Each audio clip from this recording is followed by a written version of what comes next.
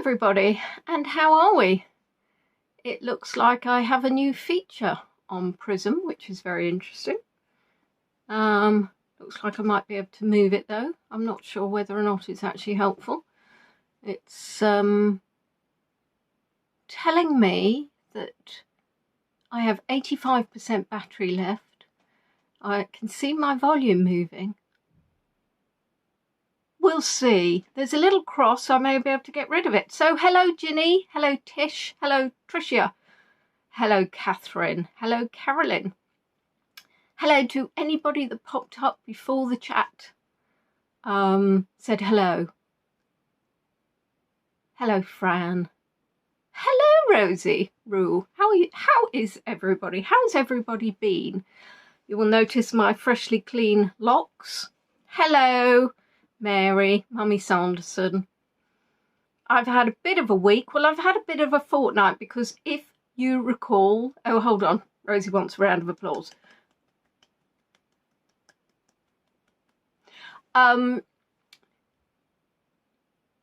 Yes, it's not... Well, it is a cross, but it's not that kind of cross. It's just a tick or a cross. Now you're confusing me. So... Last weekend I didn't do a tour because I was going back to my nieces and my sisters because it was her 20th birthday. However, unfortunately, I was ill, so I didn't go anywhere. I didn't do a tour. I just felt rubbish, and that was a bit of a shame. So hello, Sarah. So nothing to speak of, just felt a bit rotten, been fighting it off. And my darling girl Odessa went to the vets yesterday and she had 6 teethies out, 6, which apart from being incredibly expensive, have subsequently caused, well, she's been in a little bit of pain, which I don't like. So I had to keep her in overnight, which of course is glorious when you have 4. You're like, keep her in overnight. Well, actually, they said keep her in for 2 days. I was like, shh, that's not going to happen. I'm sorry, she will go nuts. Fortunately, they know she is nuts because I phoned up and I said, how is she getting on?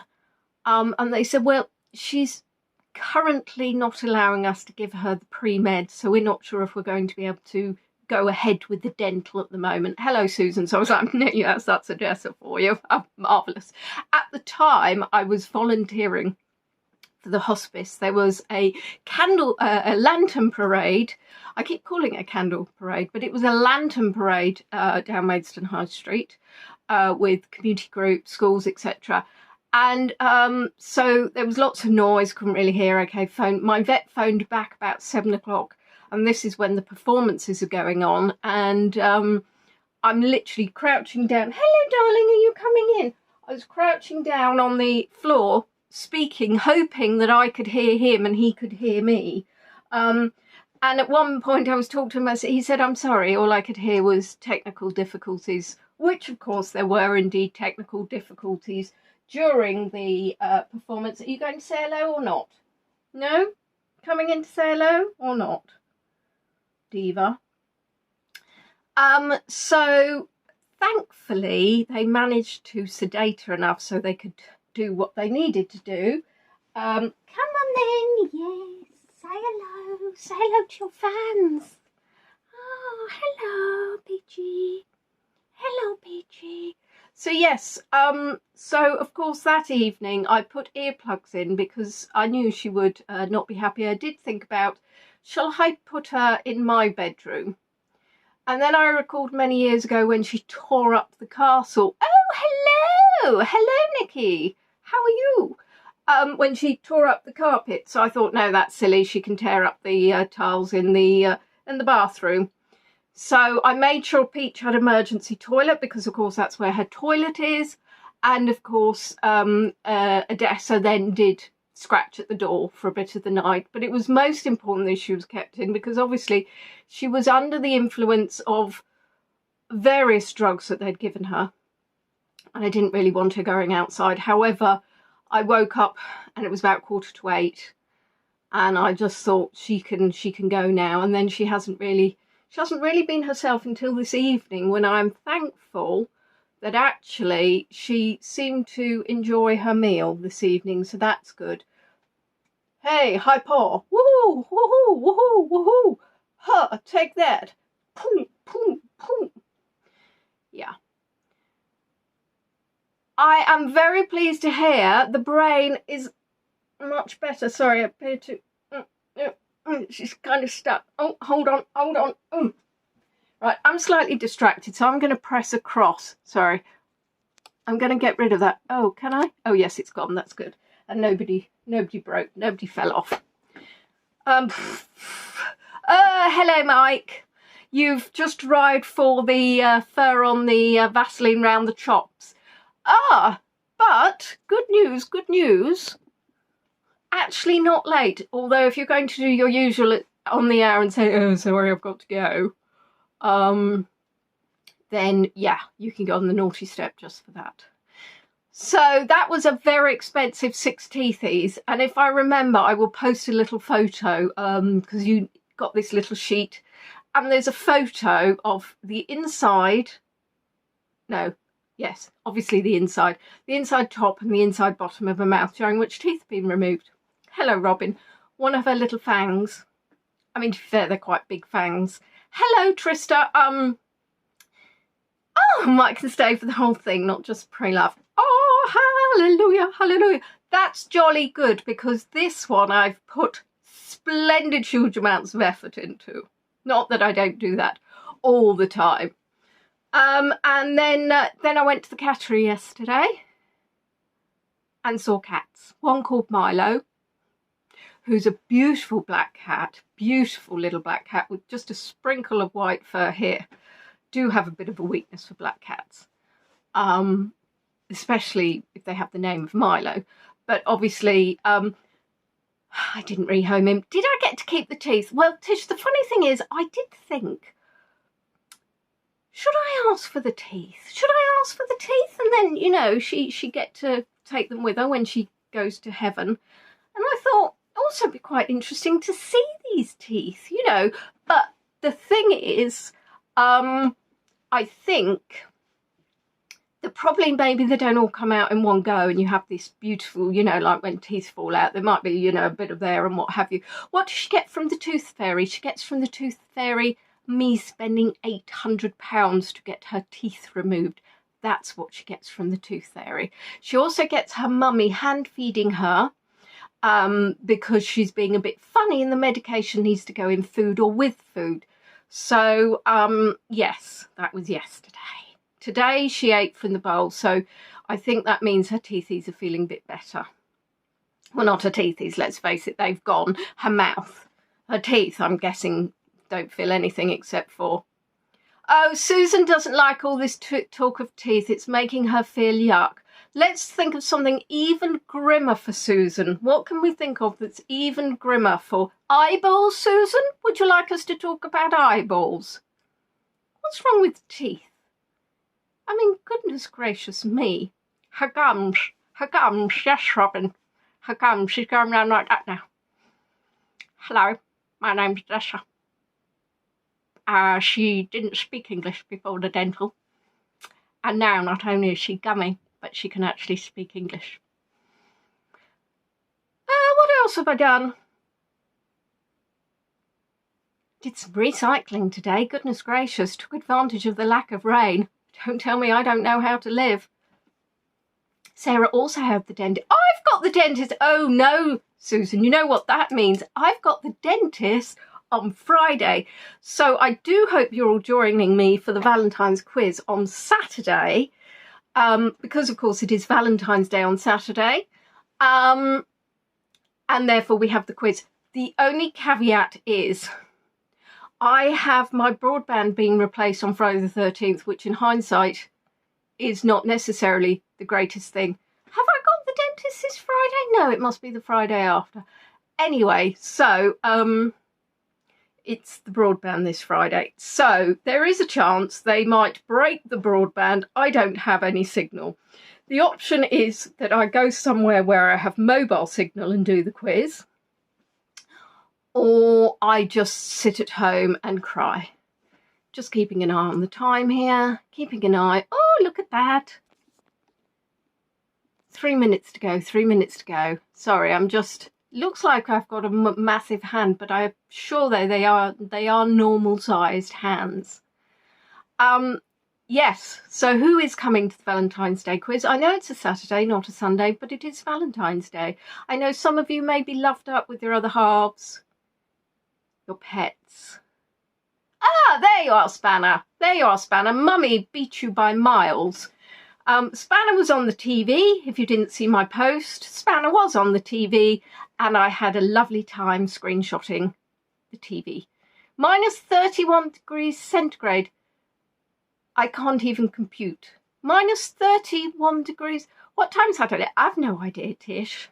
Whenever it is. Whenever I put it in the calendar.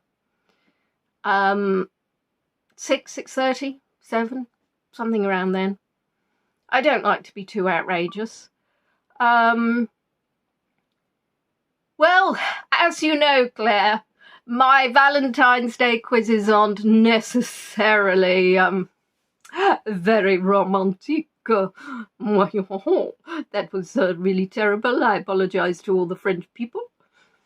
Tishel can check the calendar. Good. That's what I think you should be doing, and then you can tell me. Oh, right. Claire's spanners seems to turned into a shield. No, looks like a spanner to me. Maybe you want Bo to see it. It's 1:30 your time, Tish. Great. That's marvellous. It'll be a lunchtime. It'll be a lunchtime delight for you then, I'm sure. Oui, baguette, Rosie. She knew where I was going with that. Oh, magnifique. At this stage, Nat blocks me on Messenger. It says you are an offence to all of whatevers. Hello, Andrew. Thank you for coming in while I was...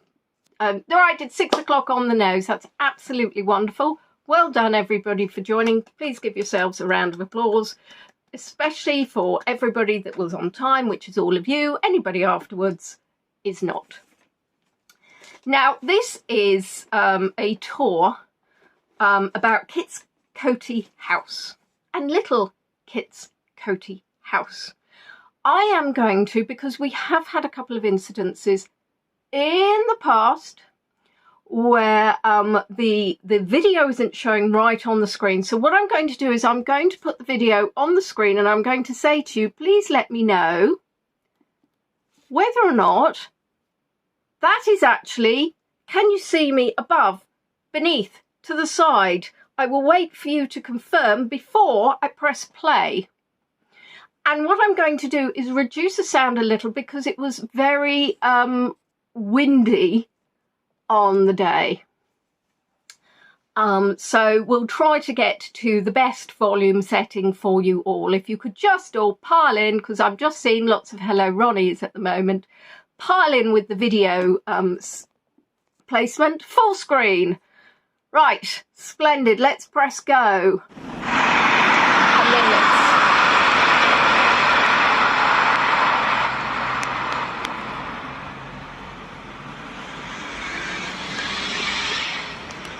Now then, let us look at where we are. Well, actually, this is a wonderfully little walk up into, we're going to go to Kit's Coty House first. This is about halfway between Maidstone and Rochester. It's an English heritage historic site. And the dramatic noise at the start was no train. There are no trains around. It's just kind of wind and cars. There is no car parking site. This is not a site that you can easily access. There's a little bit of a lay-by where you can park the car. Then you wander down, and this site is not too bad to get to. The other site was. Now, for those of you that have been with my with me on my Bluebell Hill tours, if we carried on walking up, we would eventually reach the top of Bluebell Hill. However, it would involve walking on some roads that you wouldn't want to walk on, but anyway, you get the drift. So it's a lovely little walk through the woods. And no, you're definitely not meant to be seeing me. Sometimes we've done this before in the video, there's been a gap and shown the top of my head, which nobody needs to see really. So you can see a little bit of a walk up. I'm going to reduce the volume again because I can hear I want you to have a little bit of outside noise, but not that much outside noise. It's funny. Let's put you there. And isn't that lovely just looking ahead? And this is a site I think I mentioned about maybe 2 years ago, and some people said, would love if you could go there. And I was like, well, it's interesting because I've lived in Kent obviously since 2007 and never been. I think as you get older, well, I'm finding as I get older, the more interested I am in history and in exploring my local area. So I thought, let's go off and have a nose. And this video was actually taken on the 26th of May last year. The weather was obviously a lot better than it is at the moment. It would be quite nice to return, I think, in a sort of a very spooky kind of sort of sunset time, because I think you'll see as we move forward that it really does warrant that kind of atmosphere. We should remember that what we're walking towards is actually a sacred site, and what we're going to be seeing is the remains of a megalithic chambered long barrow. Now that word megalithic, it comes from Greek, and mega obviously is large, lithos means stone, so large stone. And a long barrow is an elongated stone monument, which of course is for the dead. Now, megalithic, it was first used by British antiquarian Algernon Herbert in 1849, and he used it in reference to Stonehenge. So if you have a look, you will see some similarities with what we're looking at with Stonehenge. Now, antiquarian, that is the study of antiquities. There are going to be some words that I stumble along today. Stumble over, stumble along, stumble into. You name it, I'll mash them up as I always do. If it sounds right, it probably is. If you know it's wrong, just smile. And I do love these trees, obviously just falling across the path.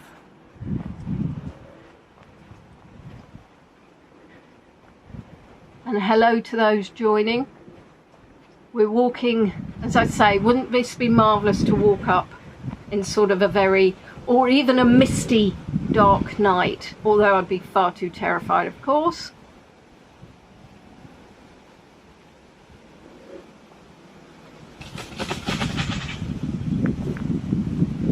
And you heard some birds there. I'm fairly sure they made me jump at the time because, of course, there is nobody about. I did stumble across, lots of stumbling going on.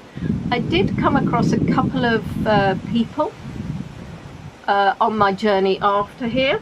But as I say, it's really quite quiet, and the reason for that is the difficulty accessing the site. Tish is wondering what animals live here. I would say the beast of Bluebell Hill, probably just round the corner.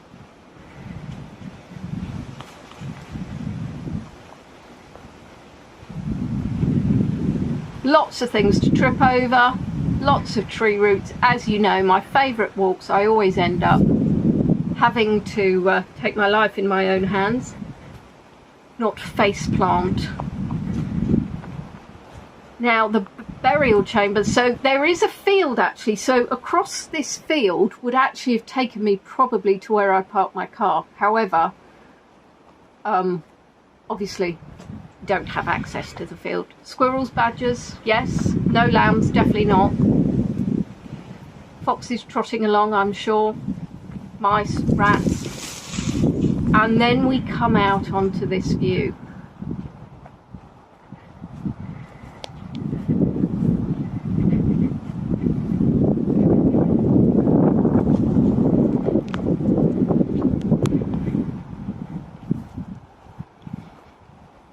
And it just opens up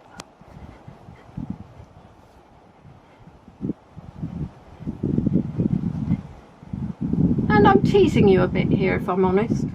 Now the burial chamber at Kitskote is from the Neolithic period, which is Neolithic is the new Stone Age. So again, if you remember from Greek, lithos is stone, neo, new, stone, age. So then we have the Paleolithic, which is the old Stone Age. Now that's going back approximately 3.3 million years ago. Then we have the Mesolithic, which is the Middle Stone Age. And in Britain, that was about 9,600 to 4,000 BC. And what I would say is that different countries, different periods. So of course in Egypt, they actually were slightly more advanced. They're building the pyramids, and we're learning, and it's fascinating how the knowledge and the skills from different cultures are coming across. And this is just such a beautiful view, and the clouds are looking very atmospheric. Now what I would say is you can't pinpoint anything really. I think archaeologists, they debate theories, because of course we will never truly know, except for obviously all carbon dating and DNA and everything. In terms of time, nobody can tell you when one age started and the other one stopped, and vice versa. So the Neolithic period, which is the new Stone Age, so this is the one we're talking about, is 4,000 to 2,000 BC. So we're going back about 6,000 years. The Long Barrow was constructed during the earlier Neolithic time, so that's between 4 to 3,000 BC. And this is what we're walking towards.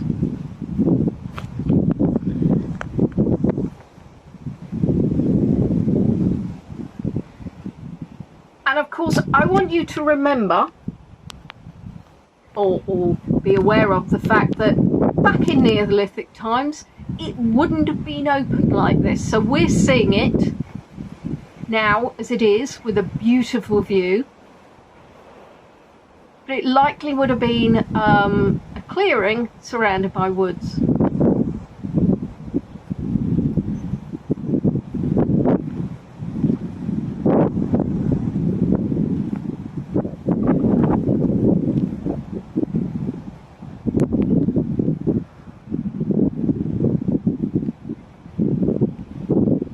Well, there are links, there are similarities with this to Stonehenge, which we'll talk about. So you're looking at slabs of sarsen stone.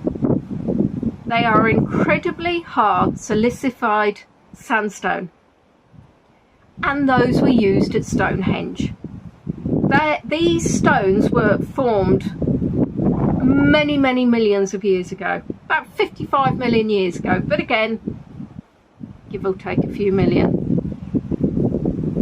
Now, they're mainly found on chalk landscapes of southern England, and they are absolute beasts.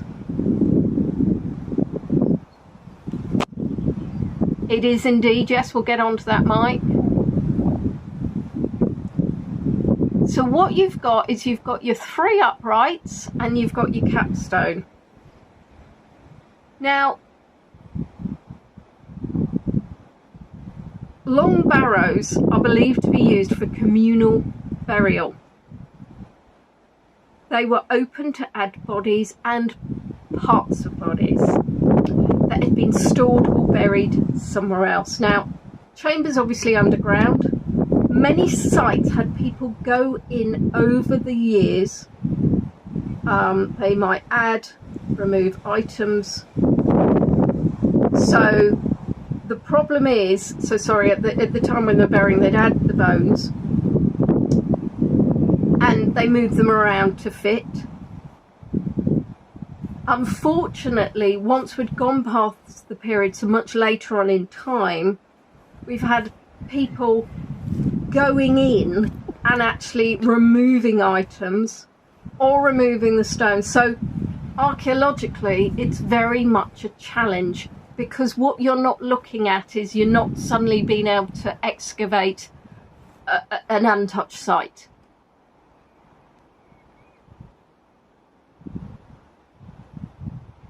Now, fantastically enough, for Kitskote, we had General Pitt Rivers, who was the Ancient Monuments Inspector. Now, he was concerned about the damage that was being done to the site, and had been. So we'll see some graffiti in a minute. And obviously the removal of stones. And so he installed the railings that we're looking at in 1885. And I think that has been massively beneficial to this site, because as you can imagine, people would love to take away a piece of Kitskote. And you can see obviously there's weathering. Now this is really interesting because trying to get the camera in and then realizing that if I dropped it there was no way of getting it back. But I started seeing faces in the stones. Now, yes, Pitt Rivers, he was very, very well known at the time. Now, at birth, he was actually called Augustus Henry Lane Fox. But the lucky chap, he inherited a 32,000 acre estate from his cousin Lord Rivers, and he adopted the Pitt Rivers name in 1880, and that was a requirement as part of the bequest. So I think most people would be happy to take on a different surname if they're actually going to get a 32,000 acre estate. And you can see here sort of an artist's impression of what it would have looked like.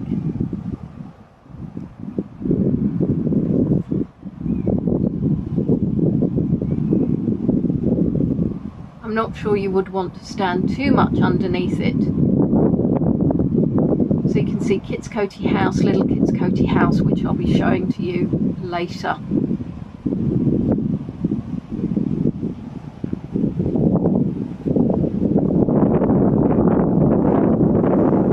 And then as we look at the other side,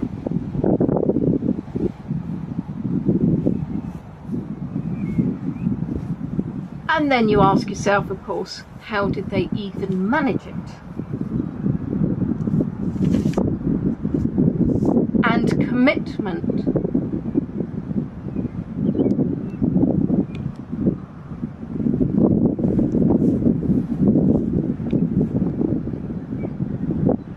Now, Pitt Rivers was an English officer in the British Army, and during overseas postings he became interested in archaeology and ethnology. Now, his collections became widely known, and when he retired, he had tens of thousands of ethnographic items from across the globe. Now, what you're looking at there is, I'm wondering that actually that might be some sort of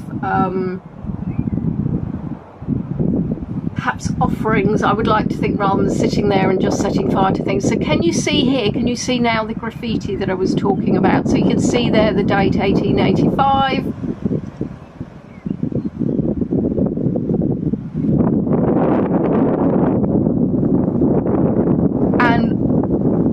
which in itself, obviously graffiti at the time, but that in itself almost has a historic sort of element now.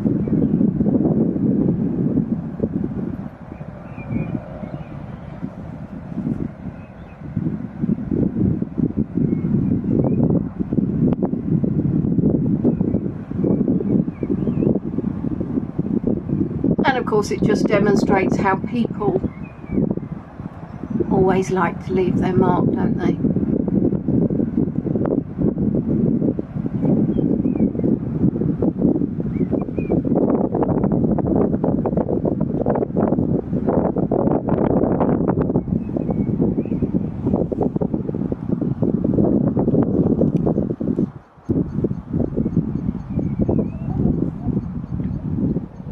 So yes, sorry, when Pitt Rivers retired, he had tens of thousands of ethnographic items from across the globe.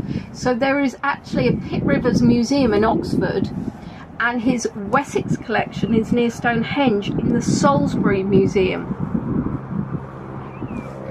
He was the first inspector of ancient monuments, and Kit's Coty and Little Kit's Coty were among the first in the UK of ancient remains to be protected by the state.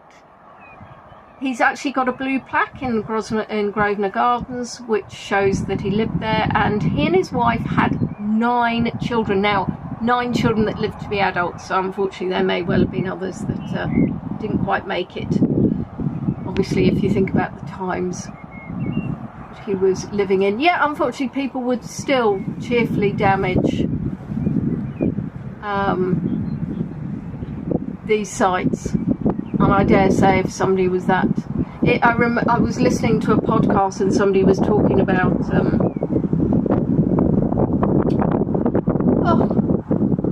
the tree gap. Oh, goodness gracious me. Sorry, menopausal brain. I've completely forgotten where the tree was chopped down. And unfortunately...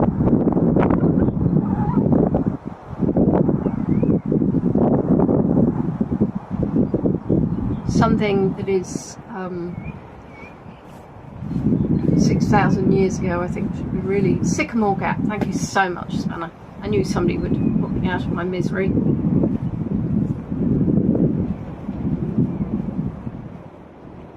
Now, burial chambers like those are called dolmens, which is D-O-L-M-E-N. Prehistoric megalithic tombs. And they would originally have been covered in earth or small stones, or both, and over time that's been eroded away, and the long barrow obviously in front of them. Now we're going for a little bit of a walk, and while we're doing that, I'm going to pose some questions. So think about the effort that would have been required to construct them. As part of the research for this tour, I ended up looking at a chap who was lifting massive pieces of concrete without any new tools, and he did it by inching them higher and higher, slightly higher and higher and higher. And what he wants to do is create, I think, a bit of a concrete Stonehenge in this field in America. And it was fascinating to see how that could have been done looking back, because they obviously, this is the Stone Age, the tools they had were made of flint and stone, so they wouldn't actually have had anything that we have now, whereupon we might not think much of putting a massive sarsen stone on its side, but of course we wouldn't. But so if you think about the effort and I think the reverence that people would have had for these sites. Now, although that nobody knows why they're called Kit's Coty, interestingly enough, there is a thought. So when the antiquarian William Lambard first recorded the name Kit's Coty House, it was in 1576, he thought it was the burial place of Catigern, and that was a warrior who was thought to have been killed in battle nearby. but that was 455 AD. And of course Kitskote is far beyond that. It's from about 3800 BC. So literally the truth is that nobody knows why it's called that. I did read one reference that said it was like a forest tomb. So Kitskote links in with the forest, and that of course, thinking about it at the time, all this would have likely been forest. So you wouldn't have had these wonderful views. So the other thing is, why did they choose to this site? Obviously, it's got a great vantage point as we can see it now. Is it because their dwellings were close by?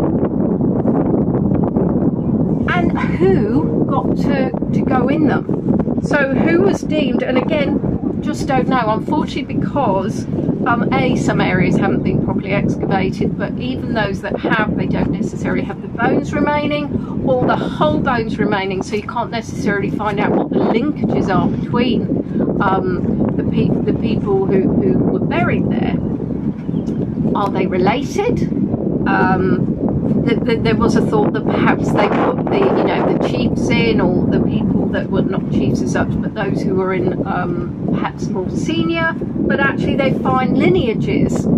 So again, this is where the archaeologists are still fascinated trying to build those links. And unfortunately, in some ways we have to go, it's 6,000 years ago, we will probably never know. Were there animal sacrifices made there? Were there human sacrifices made there? And when did they stop using them? When did they actually say, okay, then we've moved away from using those? And when did the stories of what they were used for and who was using them, when did those get lost? And unfortunately, I now have Beauty and the Beast tale as old as time going on in my head, which is great.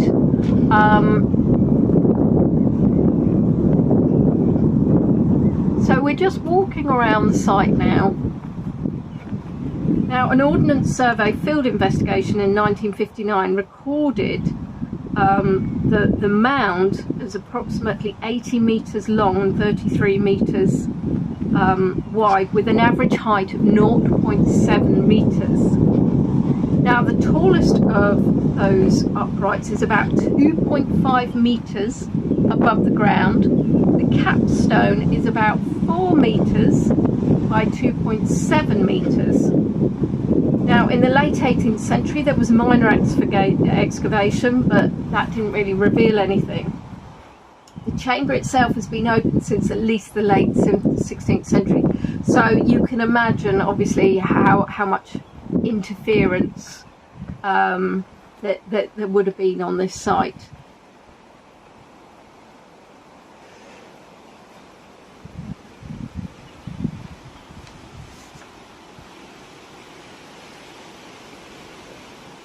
And of course, just looking around the field, just the little spots of colour.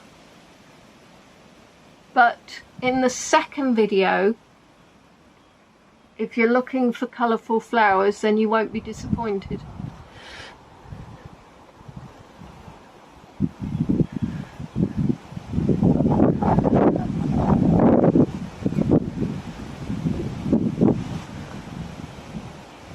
There were further minor excavations in 1956 by the Aylesford Society. But again, I think unfortunately the site has been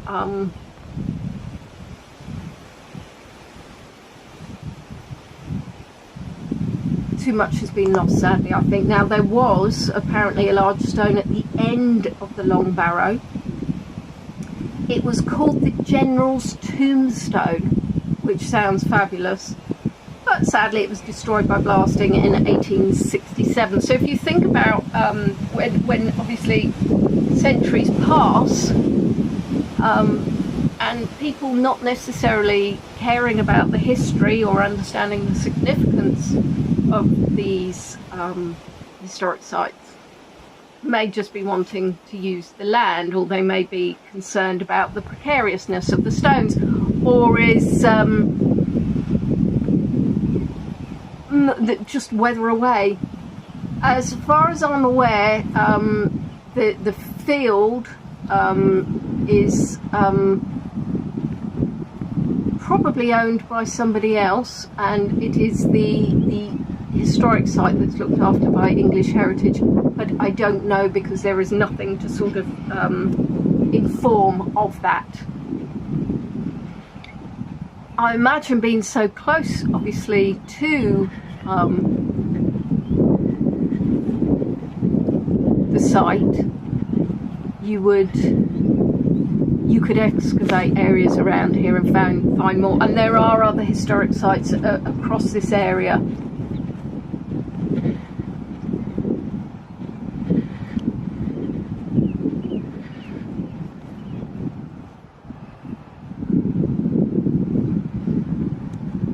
But yes, they obviously there's been some minor excavations,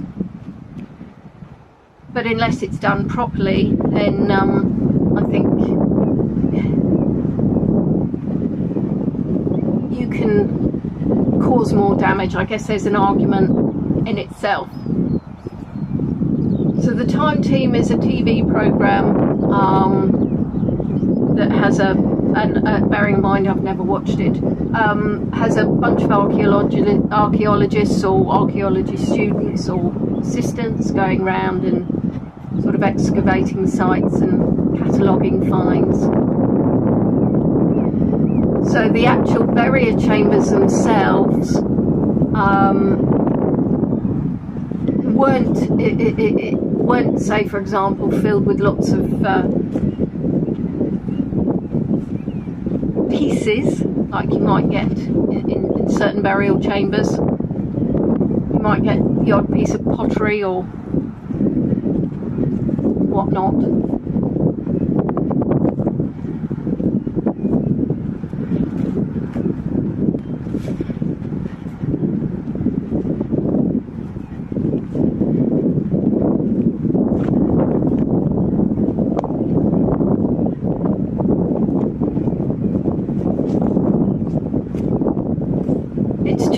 Fascinating to think as we look ahead, and you can see it obviously, and it looks tiny from this distance, that actually we're walking the path of people from thousands of years ago. Now I've left the background noise on a little bit. Can people hear that? Is it disturbing? Is it giving you a little bit of an insight into the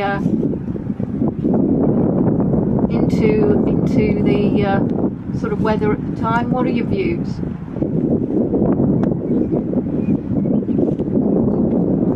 I love this approach. I think I did enjoy walking out and sort of seeing it there, but I think walking up to it as well is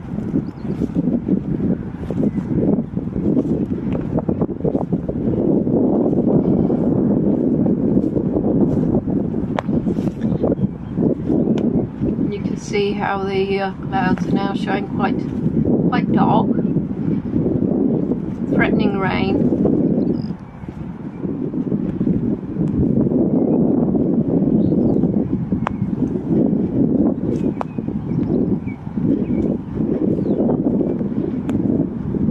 And I'm going to keep quiet for a minute as we walk up.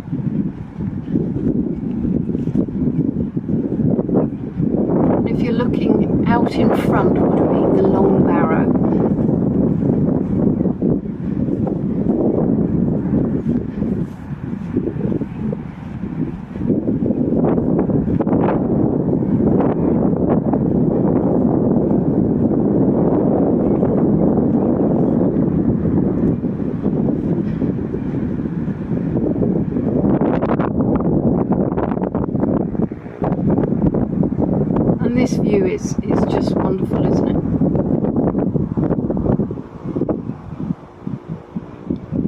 And of course all this reading up on the Neolithic period has meant that I am rather tempted to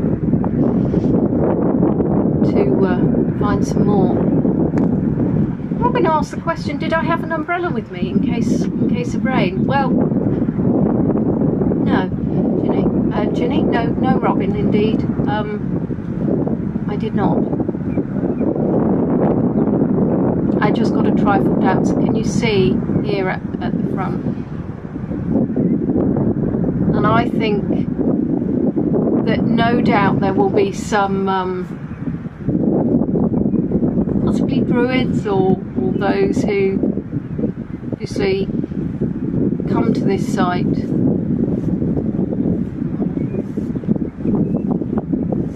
And it is very special.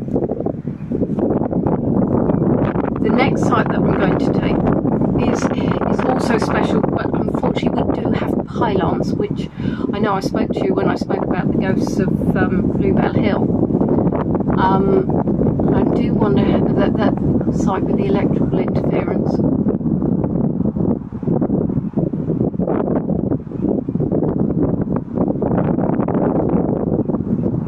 It's like a little hat, a little bit of a stone hat.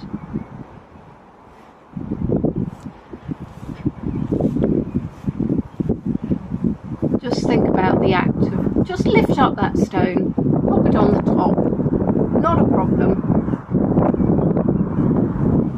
And how long will this site actually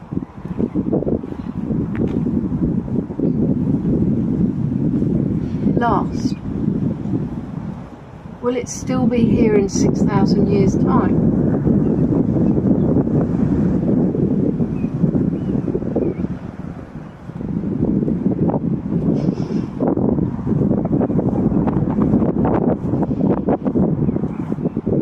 Fantastic to think that these railings have been here since Pitt Rivers.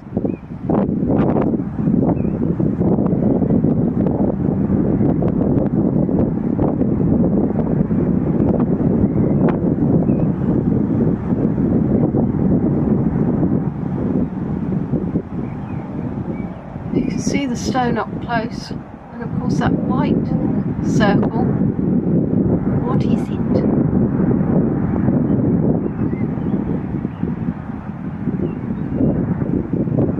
And so yes, you see the colouring of the stones and how that one obviously has been protected more by the elements.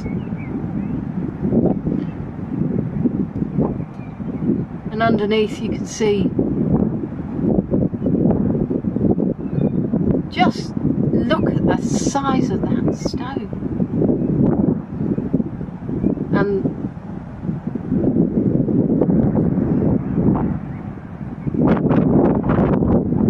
And you can hear obviously the wind. So this is an open site. Of course, it wouldn't have been at the time, as I say. So it wouldn't necessarily. Of course, the weather's changed in so much over the last 6,000 years. Heavens above, the weather's changed since over the last 6 years. I feel like it hasn't stopped raining in the UK. Mainly because it hasn't stopped raining. I think it's rained every day this year. And these holes as well, very interesting. I wonder whether or not there are creatures living in those little holes.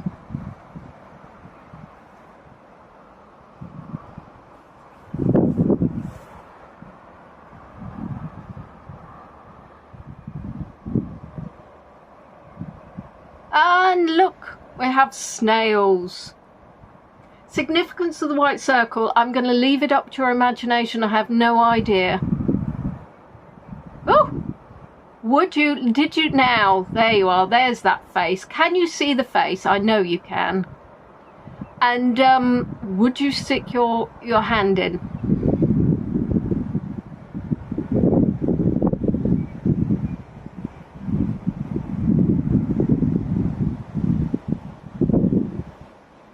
If you remember Flash Gordon when he stuck his hand in.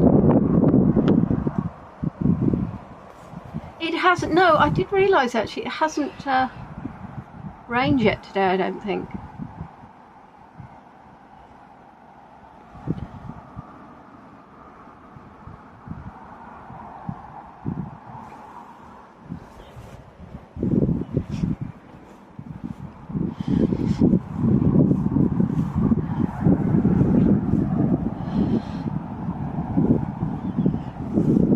Definitely a face.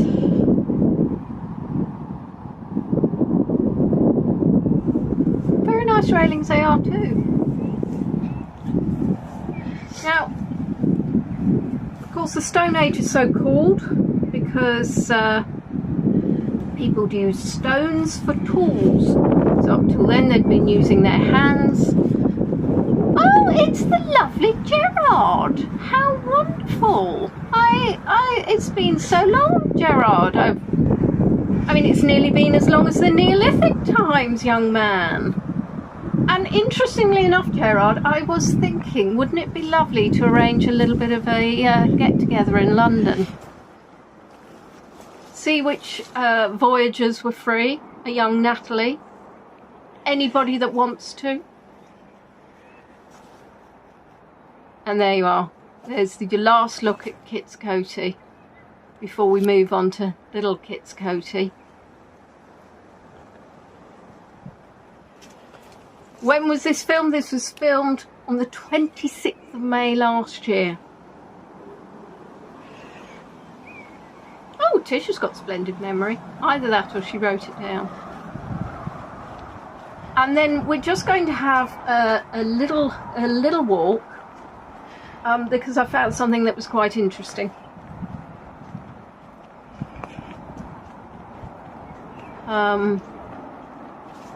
Unfortunately, you would have to be a hobbit to be able to walk on this path without knocking yourself in the head.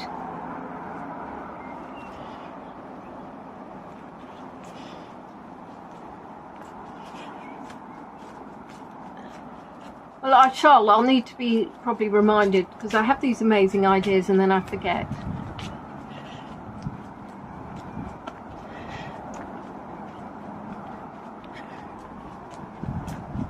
I would say everybody come to Kent, but nobody's really in Kent except for me. So I love the fact that when I tilted it suddenly got some beautiful light there.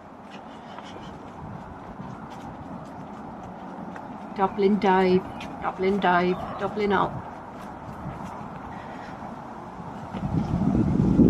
So we're just going to have a look and see further up. So talking about Neolithic, so the Paleolithic people, they moved around to find their food. They were hunter-gatherers and they were nomadic. By the Neolithic period, things had changed. So people had learned how to plant seeds and grow crops. They kept animals like cattle, goats, sheep and pigs. They were the first farmers and started to settle. And let's have a look what's coming up here.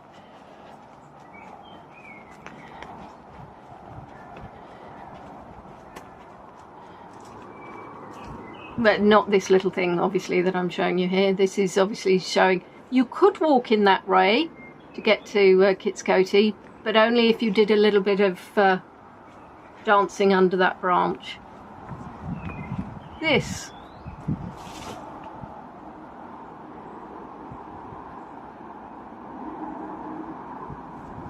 Very, very strange.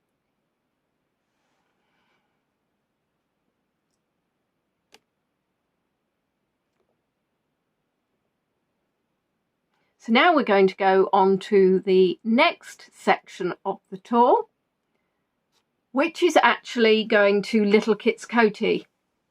So do let me know if there's any issues with the placement of the video.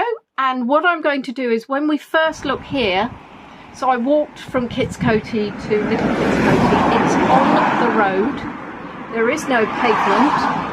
And I took my life in my own hands because there is not a great view on that road. So there was absolutely no chance I was going to walk down it with a gimbal. And you can see we're walking towards Little Kit's Coty house. Oh, I went to read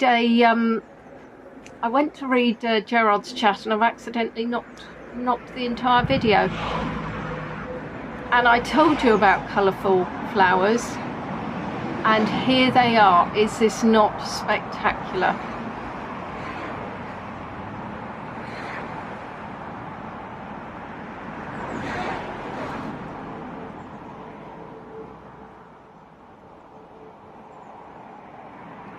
This is such an amazing view. Unfortunately, incredibly difficult to access. I mean, to the point that actually I wouldn't recommend anybody coming down, because it is slightly dangerous walking on that road. Of course, that wouldn't stop me doing it again, but look at this. You can see me, can you? So is the video need tweaking? See me below the picture? Well, that's Gerard then, isn't it? That's his fault. It was so lovely.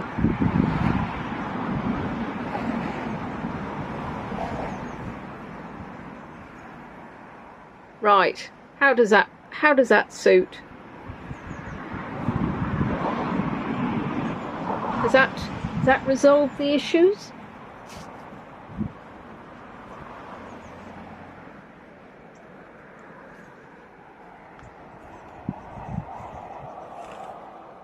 It was such a treat to be able to see these.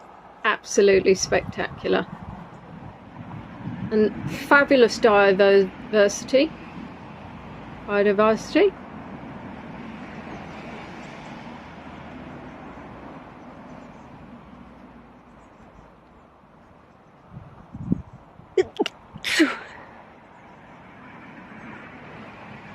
No, it's fine, Gerard. It's... Oh. I'm so sorry. Right. I'm going to see if that helps. If not, I think I'm not going to play with it anymore, because it's going horribly wrong.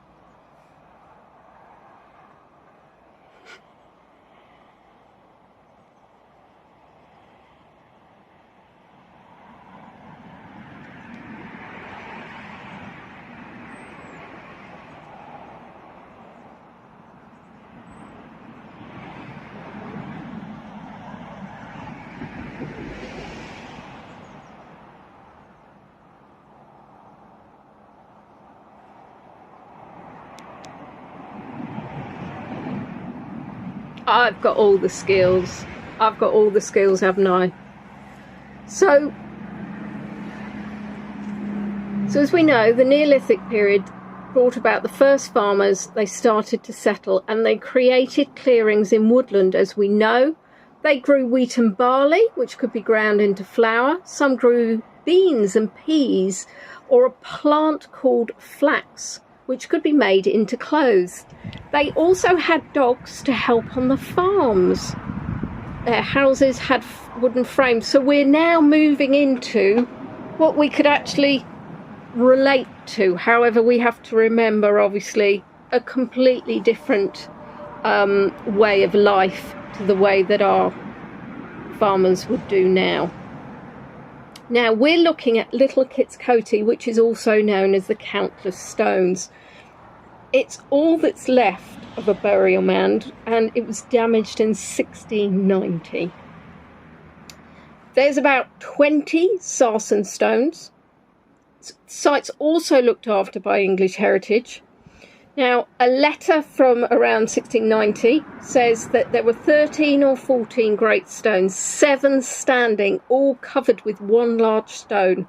The rest were fallen down. Now, this, unfortunately, are the pylons I'm talking about. And my opinion is that it's criminal to have these pylons so close to an ancient sacred site. And for those of you who are into spirits and energy, I'm fairly sure that that would cause a little bit of chaos, and maybe the stones fell over in disgust. Obviously not, because Islands would not have been around in 1690. So, countless stones. I tried counting them. I, of course, went round and counted and got confused. So we're about 460 metres from Kitscoty House. So this is between, Vicky, this is between Maidstone and Rochester.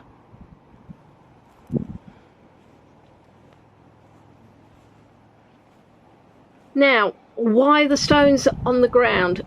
We don't know. A farmer may have dismantled the monument to use the stones for roads, but they were too big, or they could have just collapsed.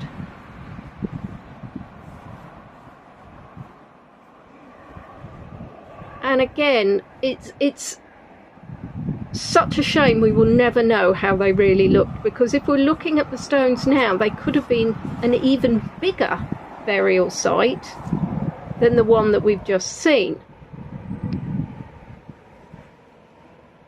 Would you put your finger in? Would you? Oh! Fly came out.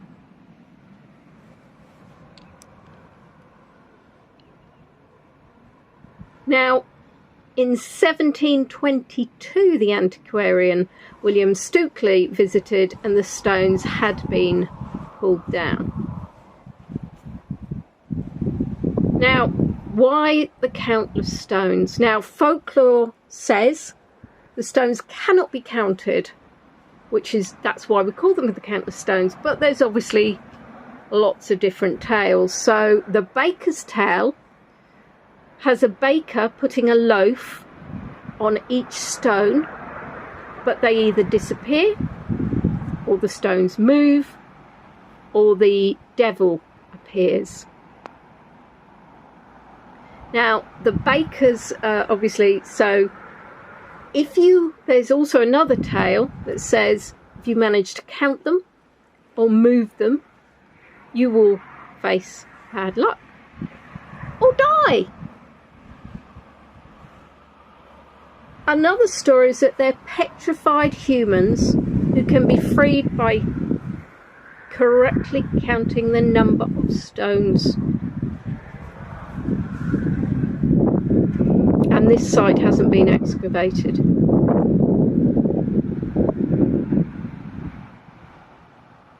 And the problem is, of course, is to actually properly excavate the site, you'd have to move the stones, and you shouldn't move the stones.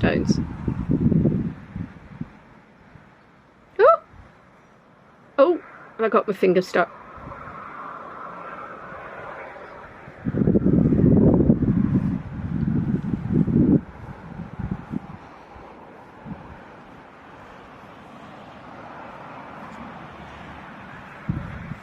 Well, perhaps that's what caused, yes, this caused the Great Plague. Or this caused some bad luck by... And interestingly enough, you're actually able to touch these stones. There is, of course, no risk of them falling on you because they've already fallen over. And, of course, the value of history, if anybody came across this site without the knowledge that we have today, you would just think there was a load of big stones. But this is such a strong connection to our past and the way that they actually buried their dead.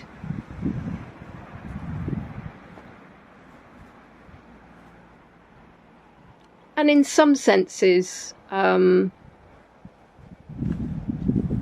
we need to know everything?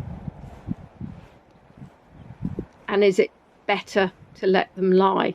Yes, petrified people as in, not petrified as in terrified. And again, the wildflowers coming round here.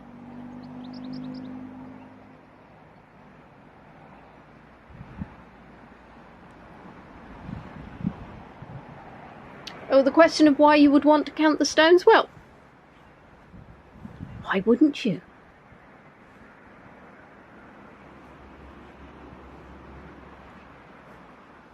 I'm sorry that my stomach is gurgling quite a lot. And this again, beautiful, beautiful view, but you have the pylons.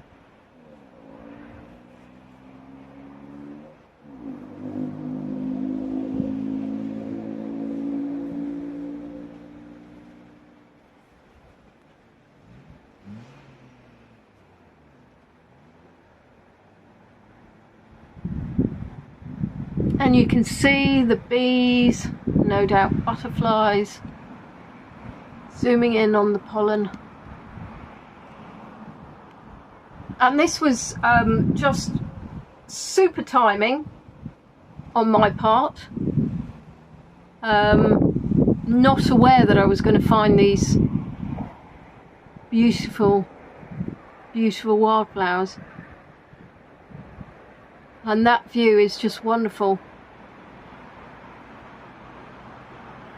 I think the sarsen stones were used because they were available, and they're incredibly large and sturdy.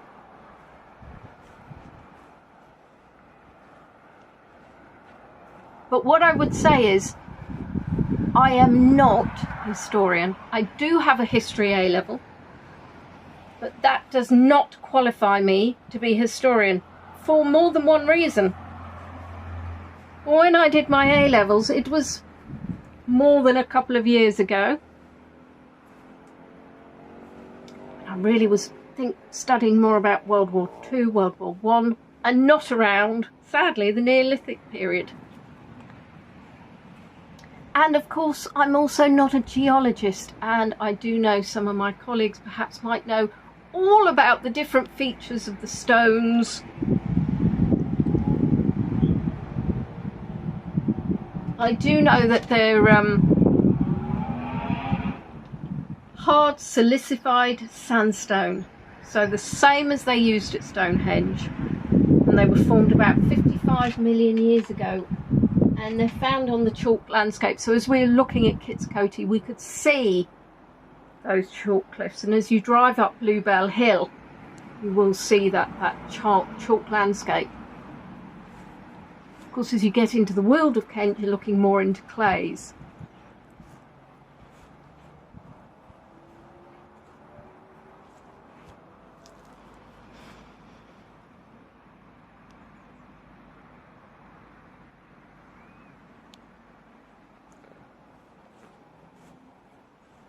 And of course, yes, wood would have been rotted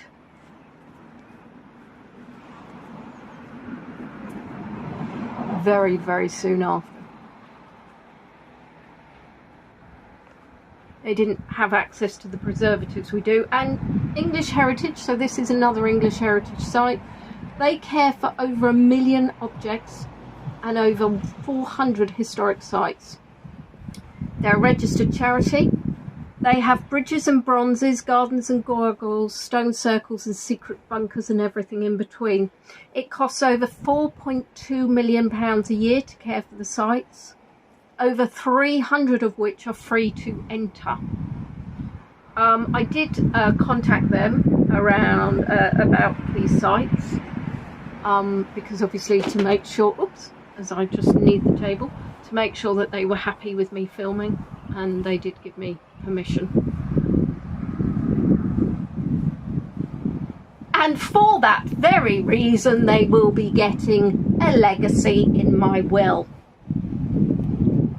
because I've always found English Heritage lovely to deal with. And if you come to the UK and you would actually like to see some of their sites, or you're in the UK, you can become a member. So in Kent they have Dover Castle,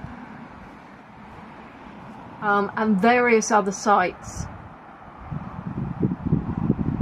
And of course sites like these are free to enter just because it would be cost prohibitive even, to actually have a charging system. And unfortunately, that they would then need to provide a car park and safe access.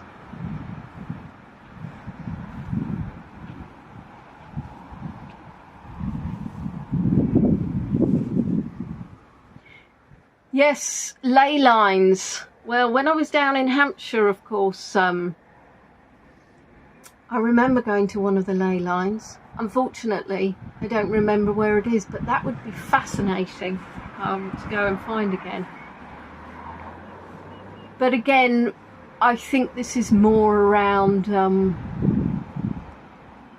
possibly logistics.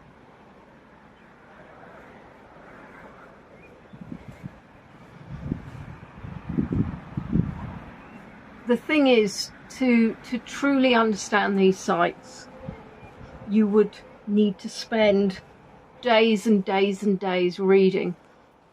And I have been listening to podcasts and watching videos and reading websites. It was a pooped poppy. It had pooped. I was trying to stick it there, but unfortunately the wind blew it away. And they're such a travesty.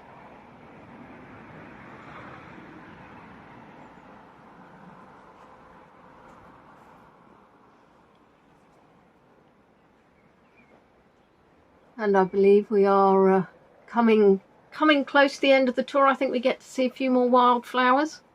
So thank you everybody. If you have enjoyed this video, please like it. And for those of you that are able to, I would really appreciate a tip. I'm not incredibly sure I've put my tip link on again.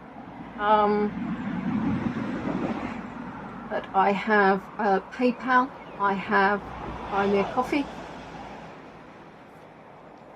Links of which are available on my main YouTube, and your support really does mean I can continue to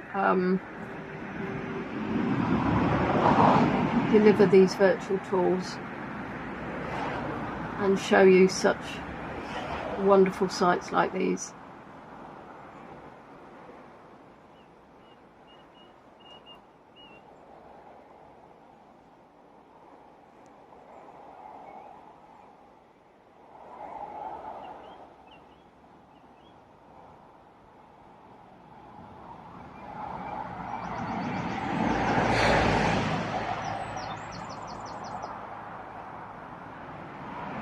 And I might just take myself back if I remember around May again, just to see these beautiful wildflower sites. But I'd love to see some different ones as well.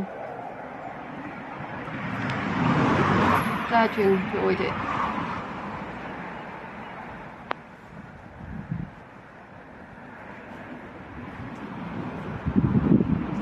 There we are, the countless stones.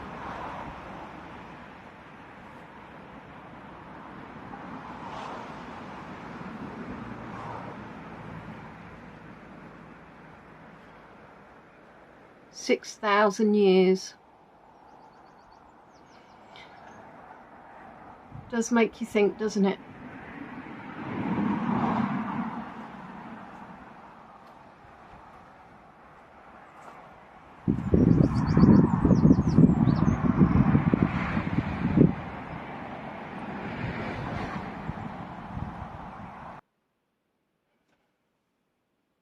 So there we are.